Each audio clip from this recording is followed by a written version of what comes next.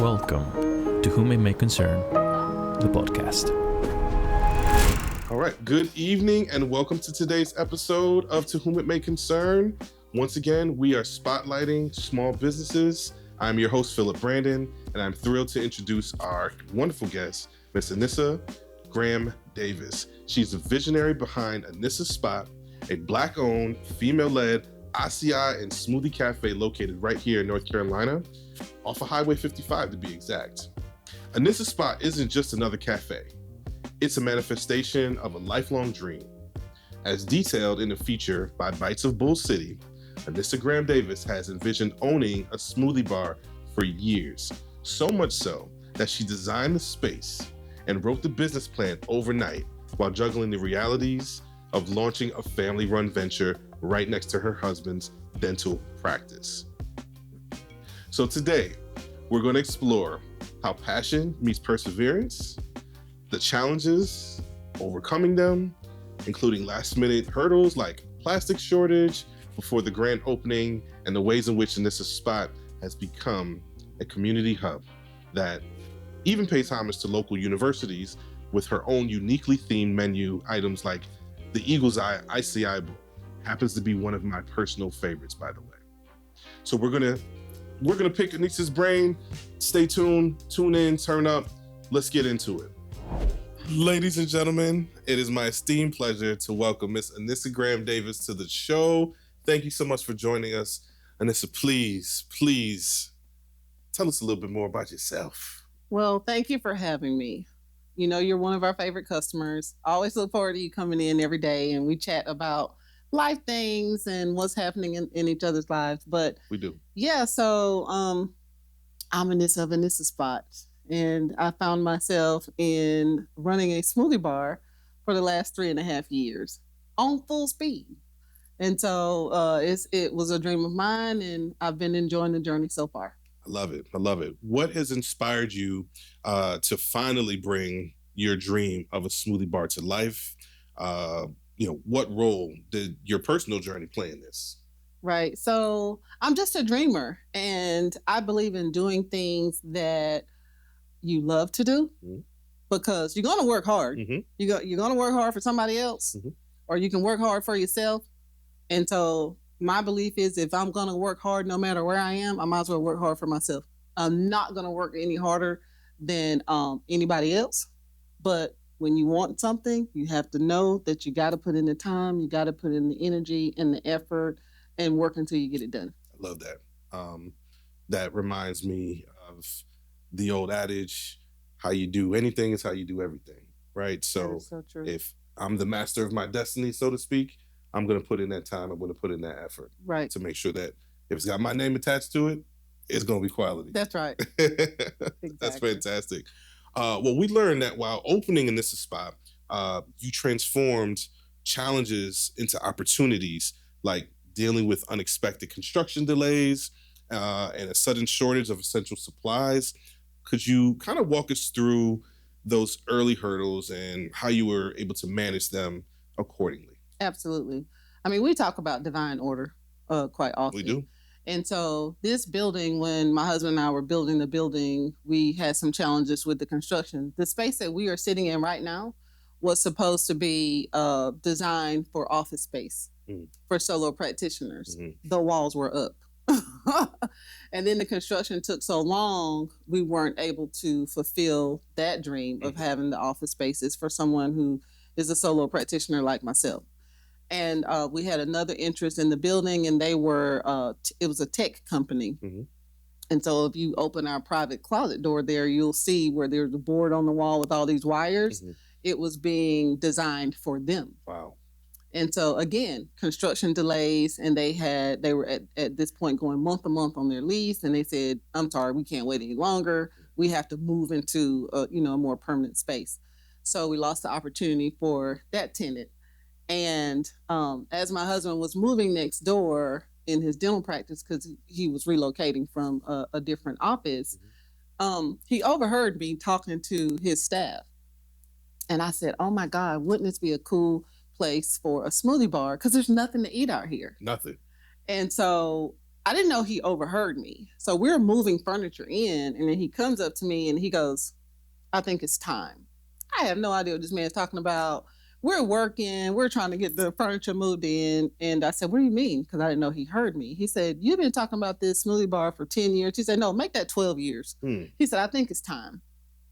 And I may have shed a little tear because I was like, is he serious now? He gets me. Yeah. And so that night, I went home, and because I've been doing research over the years, I hadn't done a business plan, but I knew in my head what I wanted, and I knew what I wanted it to look like. And I knew I literally drafted up what I want this to look like before I took it to the architect. Wow. And then I wrote the business plan that night. I brought it to my contractor the next morning, and he looked at it. He said, you got to be kidding me. He said, you did this last night? And I was like, yes, sir. Well, kind of, because it's been in my mind for a while. Yeah. So, yeah. So basically down to the studs and just the details with all the wonderful finishes, flooring, furniture. Yes. That was you. That was all me. Listen, when I tell you, I walked into this spot, and one of the, main reasons why I was so pumped and enthused about taping season 2 right here in this location, I said, this is it. Aesthetically, this is as pleasing as it gets. Right. And so I got to give you a shout out. Thank you for that. I appreciate that. So, Miss Anissa, the name Anissa Spot carries a personal and community resonance. What does the name mean to you? How does it reflect the vision for the cafe? Expand on that a little bit. Yeah. So, I have a story for everything. And I don't know if I've even told you this story. Like to hear it, here it go. Okay. So here it goes. So I'm trying to come up with the name. And so I pitch it out to my family members, and I start texting them these different names. I don't remember where they are now, but I thought they were cute. And I was like, take a vote, and what majority will win. And so my husband says, why don't you name it Anissa Spot? Why don't you name it after you? And I was like, well, don't you think that's a little vain? And he goes, no, because you have been dreaming about this. This is literally your spot. It's your spot. And so then I was like, let me sit with it just for a minute, because everything was moving really fast. And so I ran it by my mom, and my mom goes, yeah, I was thinking the same thing. I just didn't say anything. And so I was like, okay, I'm going to go with Anissa Spot. And the other relevance to Anissa Spot is, I'll share with you and your audience, is that I have my own spots around town. Nobody knows about my spots because they're my spots, right? Okay. And so when my girls were in high school, if they were having a rough day, or I know they were going through something, I would surprise them at school, and I would take them out to lunch. Sure. And I would take them to one of my spots. Okay. And I would say, listen, your daddy doesn't even know about this spot. It's my spot. It's your spot. Even if I had gone there with him before, he didn't know that was my spot. That's my spot. And he was okay with that. We're allowed to have a little space, right? Absolutely. And so they felt so privileged that they got to go to one of Mommy's special spot. And so to name it Anissa Spot and really be my spot, like this is my spot now. That's the stamp. Yes. That's the stamp. Yes. And now people will say, I'm going to Anissa Spot. That's my spot. I love it. Because now it's my spot as well. That's right. That's right. Absolutely. I love it. We'll talk a little bit about the entrepreneurial journey. And we know that comes with, it's layered. As a Black and female business owner, you've navigated a unique set of challenges. How have these experiences, these challenges shaped your business philosophies? What have you learned along the way regarding these obstacles, and how are you kind of turning them into stepping stones? Right. I learned, you used to hear people say that, they started with $20 or they started with, man, if people don't stop saying that, I don't care what anybody say. I will debate you and argue and every day, all day. It takes money to make money. It takes money to make money. And fortunately, my husband and I were in a position where we didn't want to have to go to the banks and ask for any money. So everything that you see here is self-funded. So if that doesn't make you work hard, nothing will. When you put your money, that put chills. That's why a little bit there. Yeah. Yes, sir. Yeah. Yes, sir. And and I'll just share a little bit about his story, which impacts our decision to self-fund this project. When he first got out of dental school, he couldn't get any money to open a dental practice, but his counterparts were getting all kinds of money to open practices. And the little bit of money that he was able to get, the guy laughed at him when he handed him the check and said, "Go open your dental practice." So working hard is nothing new to me, because he and I pretty much single-handedly opened that practice. We ran wire so we could have Wi-Fi in that building. Wow. We cleaned, we painted, so when you're determined and you don't mind working, you can have what you want and nobody else can tell you no. Nobody else gets the authority to tell you what you can and cannot do. So I have that entrepreneurial spirit from my parents as well.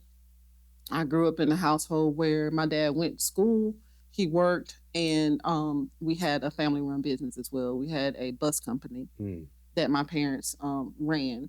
And I saw them working hard and just making dreams come true. And what part of South Carolina are you from? Yes, Bennettsville. Bennettsville, South Carolina. Look what y'all got. But look at this gem sitting in this chair. Bennettsville. Shout out. Yes. Awesome. Well, we can clearly see that, entrepreneurial, there's levels, there's hoops, there's hurdles.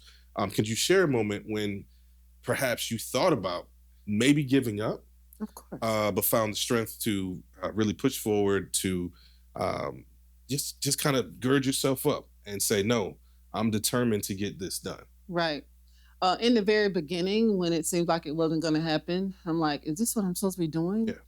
And so while I had the vision, I always just pray and ask for guidance. And I pray seriously, like, if this is not what you want me to do right now, Lord, show me a different way and make it clear to me so that I'm not convincing myself. Right. Yeah. So early on with the construction challenges, I was like, what am I doing? Why am I doing this? I'm a whole attorney. I can go practice law, and I was practicing law and be happy and fine. So, but here I am chasing this dream, because I'm a dreamer. And then the other challenge is when we finally did get open after all of that, I didn't have cups. It's a smoothie bar. I had no cups. No, wait, you serve coffee too. Yeah. I couldn't find plastic. I could find coffee cups, but I couldn't find the plastic cups. Okay. And I refused to use styrofoam. Right. For our mother planet Earth. But I couldn't find plastic cups. I couldn't find plastic bowls to put our acai bowls in. We were 2 weeks from opening. And I said, Lord, is this what you're trying to tell me? Like, don't do this? Right. What's going on? And so I just remember running to the local stores and like, let me see what they have available. Like, I gotta use something to be able to open. Yeah. And I just asked around, in our community of friends. And then I ended up asking our produce company. You wouldn't think to ask them about cups. No, I don't think I would. And I was sharing with them some of my challenges. And he was like, Anissa, I can get you some cups. It's like, no way. Man, I'm here getting bananas, strawberries, blueberries, blackberries, all kind of berries. Yeah. And this man said, I can get you some cups. I said, are you kidding me? He's like, how many do you need? A lot. Right. As much as you got. And, I just look at that as a prayer that was answered, because I didn't know what else to do. And I was like, got nothing. Lord, if it's your will, you'll help me find a way. So, just an anecdote that I have in my walk in relationship with God, he don't always come when you call him, but guarantee he is always on time. Say that. And I've definitely walked down the line where I'm like, okay, God, I got nothing. Please, if this is the end of the road, right. The cliff is right here. Right. I can't go over this. Right. And sure enough, comes through like an eagle on wings. And that has happened time and time and time again. Yeah. And that's how I know it's divine order. Yeah. even though when I opened, to me, it's acai bowls, it's smoothies. I didn't know what we were creating. I Yeah. didn't know that, the jobs that I would be creating for people that are in college. I didn't know the community of people that I would meet and be able to share stories with. Wow. I didn't know that the outreach that I do in the elementary schools, in the middle schools, I didn't know that that was part of this. It was a part of this. Yeah. And one of my another one of our customers, he said, Anissa, he's like, I'm gonna share something with you. He was like, this is not just a smoothie bar. He was like, this is your ministry. He said, I sit in here and I work and I see what you do and I see how the people react to you and the impact that you have on them. And he said, you're living in your purpose. And I said, well, thank you for saying that. I never thought about it that way, but I can feel that. I have to second that. Mm-hmm. Times when I do come in for work, and just this is a great segue into the community's response. Mm-hmm. I think it's been outstanding. The love that you've received from the community, and rightfully so. Yeah. The response has been overwhelmingly positive. From the social media buzz that's now kind of gaining and growing steam to glowing reviews on Google and Yelp. Mm-hmm. What has been the most rewarding experience as a owner and founder here at Anissa Spot as you watch it grow? Yeah, I would say community. That's what I love the most. Mm-hmm. I love people. Mm-hmm. And I love helping people and I love serving people. Mm-hmm. And I love making you feel like this is home. And I've had people say that this just feels so home. Definitely. And warm and cozy. Definitely. And I tell my team, if you don't have that kind of energy, if you don't know what that feels like, I can try and teach you. But if I can't, you can't be here. Yeah. Because that's what we want to give off and that's what we want to receive. Wow.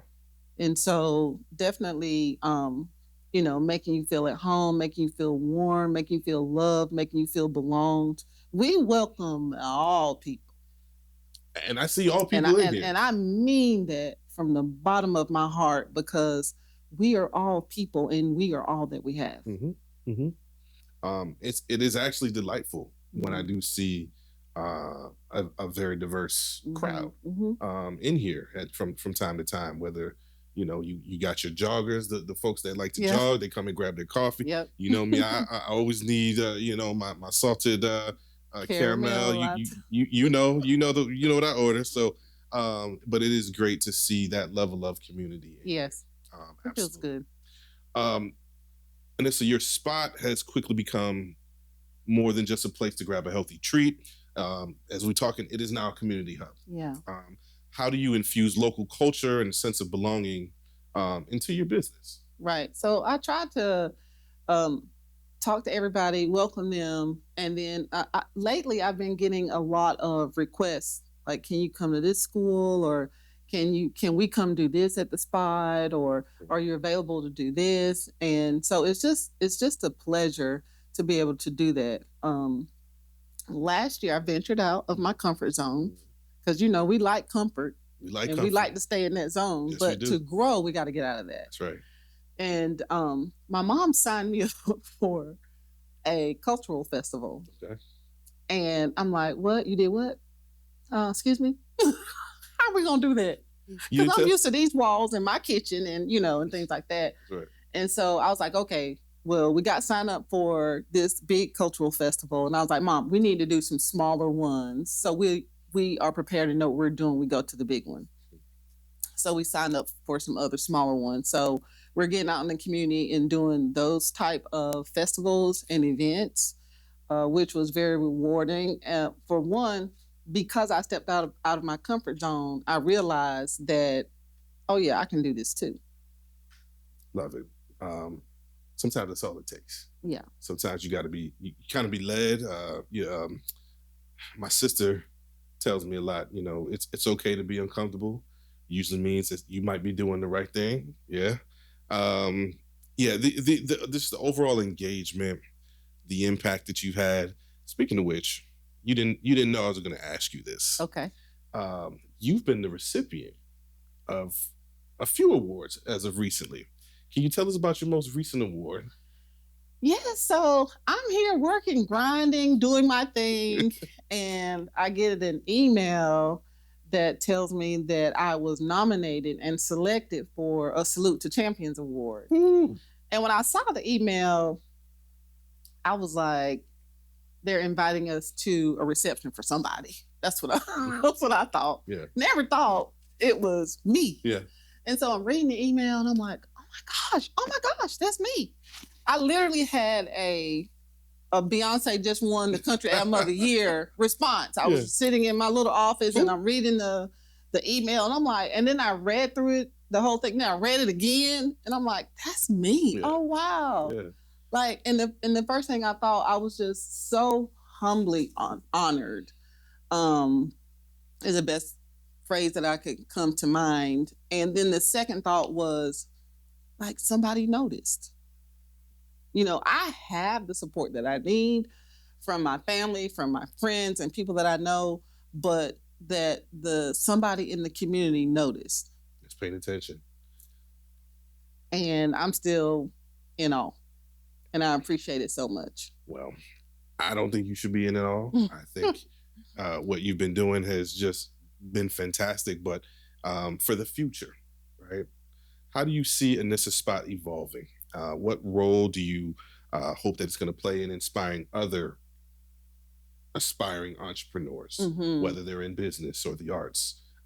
But you hold the torch a little bit, right? Yeah. So how do you want Anissa Spot to maybe, you know, give somebody else the bug or the vote of confidence to go and launch their own thing?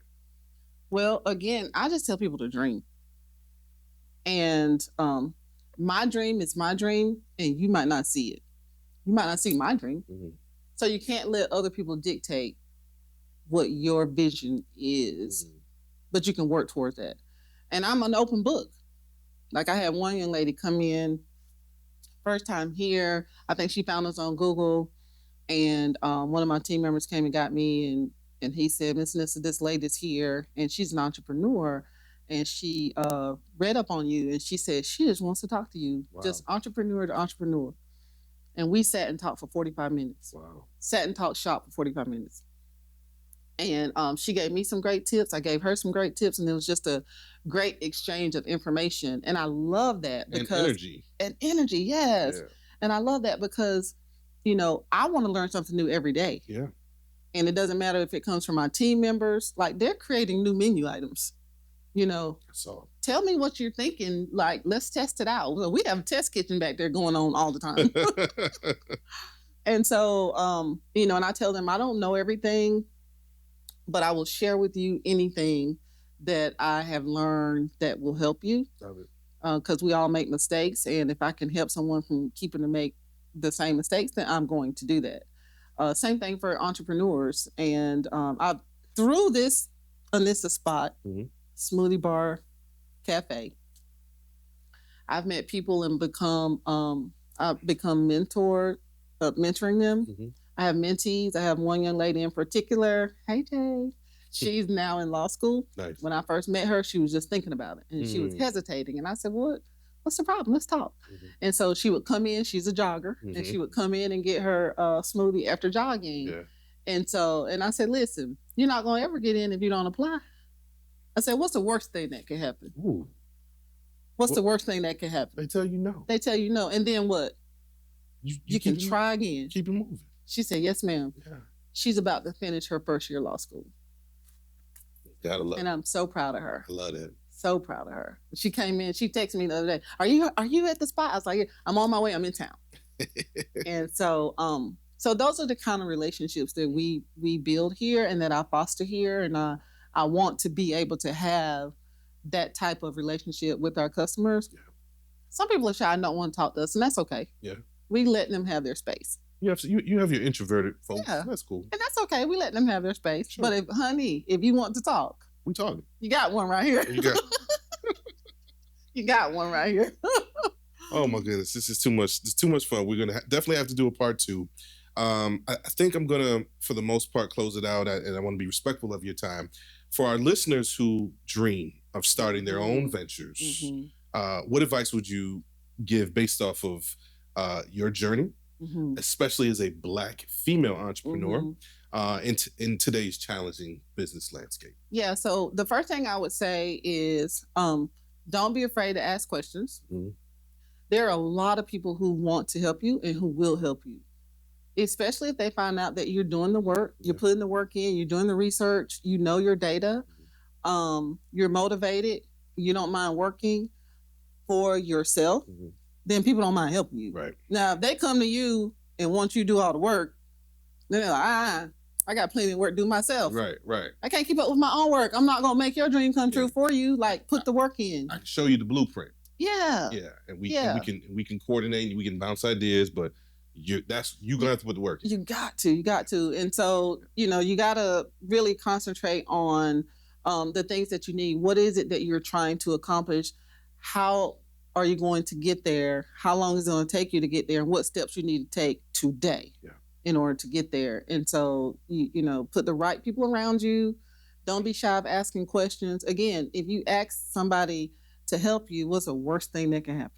What's the worst thing that can happen? And then you just go on to the next person. But you want to talk to people maybe who have done what you are trying to do so that they are best suited to be able to help you in your quest. Not somebody who hasn't done what you're doing and can't see your vision.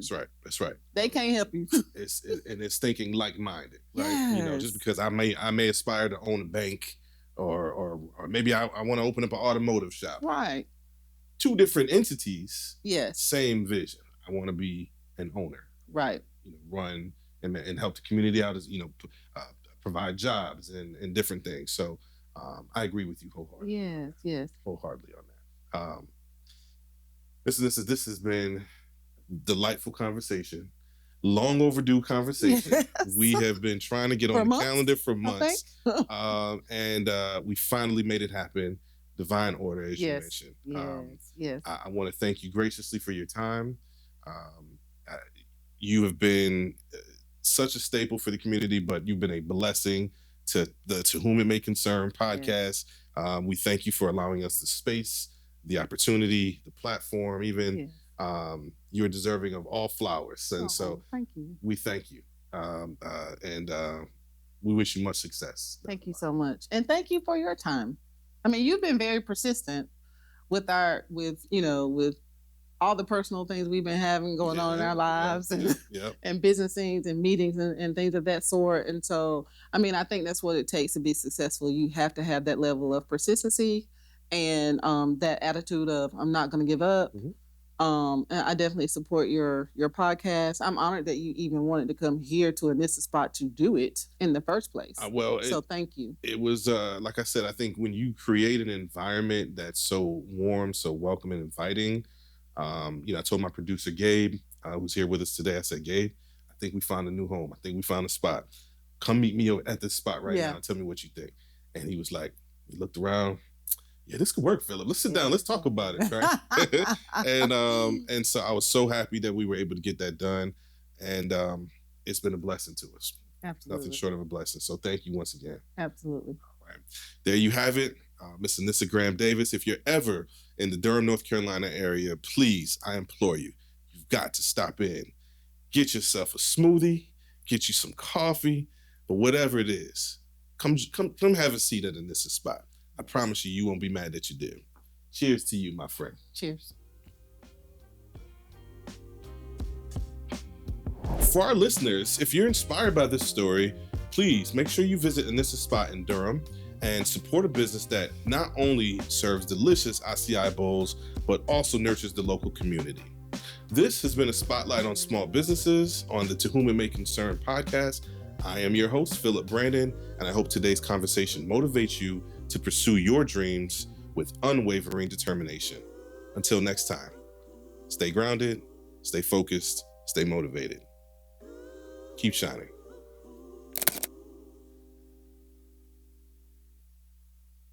Yeah, good. I think you covered a lot of ground. Yeah, it's pretty wide. With challenges and, like at the end where you were talking about motivating people. And that's what we want to do. We want to motivate and inspire people because it's so easy to, at least younger people, And I think social media has a negative impact in that way. Like, I'm old enough to know that I don't believe everything I see and read on social media. You shouldn't. Yeah. And I'm also old enough to know that I just use it for my pleasure, for personal reasons. Like, I'm on the laughing threads. You know, I'm the person in the room laughing at the Franks. Little boost of serotonin when you need it. That's me. But, you know, and so I tell the kids all the time, use it for what's good for you and not what's bad for you. There was a young man in here earlier today. He was from Brooklyn, but he moved to North Carolina after he graduated from Shaw. And he was saying, because he said, you do sip and paint? Because he saw the sign. I was like, yeah, we did sip and paint. We're about to have another one. He said, how would I find out about it? When is it going to be? And I said, well, it's going to be on the 28th, but if you follow us on social media, I'm going to be posting it there. It's going to be on our website. He said, I don't have social media. Young guy. I said, you don't have social media? I said, why not? He was like, I just couldn't do it. He said, I detoxed from it. I never went back. And I said, well, I know my girls will detox from it because I have a 20-year-old, 24-year-old. They will detox from it. And when they need to focus and just not be disturbed and distracted and lose time, because that's all it does. You want to take your mind away from something? You don't need to take a drug. Get on social media and laugh, and then the hour's gone. The hour's gone. Like, where'd my time go? Yeah, no. And so I was so proud of him for. So he's like less than 25, you would say? Or? I would say so, yeah. Wow, I was so proud of him. Well, maybe he said he graduated, so maybe around 24, 25. And he was like, it wasn't good for me. He said, I felt better without it. I have a friend like that. And I was like, I get that. I get that. It isn't for everyone as far as what you consume. So you almost have to like program your feed to what you want to see. Yeah, to curate the things you want to see, be able to skip past the things that you don't. That's what I told him. I use it for a number of different reasons. Unfortunately, I do get warped into it. Yeah. At times just because like usually for me, I'm looking for an idea of something. Right. I want to see if somebody's doing the same thing that we're doing or whatever. Motivation, inspiration. All of the above. So yeah. And to keep up with family members, you know. Honestly, I don't use it for that. You don't? No. I do on Facebook. That's how I know. That's what I use Facebook for. Who graduated, who got married, you know. Yeah. Who had a baby. Everything for Instagram for me is just for me to really probably promote a business function, feature, you know, and then I do show my family for sure. Yeah. But I use Facebook more so to keep up with. Yeah. So same. But Miss Anissa, thank you so much. Yeah, absolutely. Absolutely. Hope we can do this again. And we are going to jump into next 2 solo efforts. I had some people who were supposed to come in today. I'm telling you, people are... Oh my God. Shady. No, I can't say that because I don't know these people. No, I won't say that. The one individual who I had is a good friend, but I've worked with him at a bank. But because he holds financial licensure, he's got to get approval from the bank to be able to talk anything finance. So I guess he reached out to them. They declined it. They didn't give him the licensure. So I'm like, well, that's what we want to talk about. I want finances in the community. So there's got to be general stuff that he can talk about. Yeah. It was fine. I just think everything happens for a reason. He didn't feel comfortable. Could be. And I mean, I get it. People losing jobs. We're not trying to, put your family at risk. Yeah. Like you gotta feed the family. So I get it. It could be. But you can find somebody else to talk about financial literacy. Yeah. Oh, all over the place. All day long. I like him though because he's worked with me, right? With some financial assistance. Yeah, you know him personally. Yeah, and some investment strategies and things like that. So I trust his judgment on that and his data. Yeah, and his data. Yeah, integrity. That's important for sure. So yeah. Okay. Well, what happened to the second person? We don't know. People come and go. They didn't hear anything? They give you confirmations. Yeah, I got you. Okay. I'm gonna start putting stuff in contract. That's what I'm gonna start doing. You better. Yeah, that's what I'm gonna start doing. That's what you need to do. Yes. Yeah, and Gabe told me that. Like, you need to having a word is one thing. Nah, people put something down on paper. So it's a fitness trainer who I've been working with. He bodybuilds professionally. Would have been great for the audience to see, and he's a motivational speaker. And I'm like, you're coming, right? You're good, right? And up until what's today's date? Probably up until Tuesday. Yeah. Messages weren't getting responses, and I was like, but I keep telling people when we release this and people see, they're gonna wish they were a part of it. They're gonna be calling you. They're gonna be like, yeah. So I'm not worried about it. I'm trusting Gabe. And thank you. Oh yeah. Yeah, Absolutely. you Absolutely. you actually absolutely crushed it. I can't wait till this goes out. Hopefully, Yeah. we'll have some B-roll Yeah. that you'll be able to share a little bit tomorrow, and we'll get that content out to you. But this has been Absolutely. a blessing. So Yeah. Keep doing what you're doing, man. I mean, the only reason it won't work is because you stop.